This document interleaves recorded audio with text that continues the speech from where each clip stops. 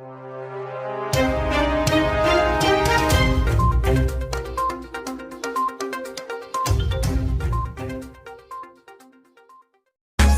now and press the bell icon. Never miss an update. भगवान की लीलाओं को बुद्धि से नहीं भाव से समझा जा सकता है। अनूपदेव जी महाराज। नर्मदा धाम ग्राम बहेरिया में चल रही श्रीमद् भागवत कथा में चौथे दिवस कथा प्रवक्ता अनूपदेव जी महाराज के द्वारा भगवान कृष्ण की बाल लीलाओं का वर्णन किया गया। इस मौके पर भगवान का जन्मोत्सव मनाया गया। श्रीमद् भागवत कथा के चौथे दिवस में महाराज जी श्री कृष्ण की बाल लीलाओं का मनोरम वर्णन करते हुए कहा कि भगवान की लीलाओं को बुद्धि से नहीं भाव से समझा जा सकता है।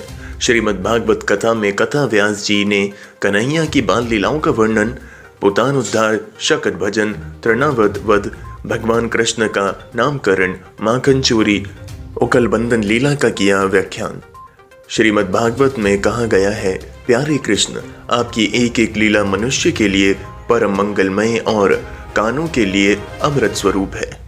जैसे एक बार उस रस का चस्का लग जाता है, उसके मन में फिर किसी दूसरी वस्तु के लिए लालसा ही नहीं रह जाती।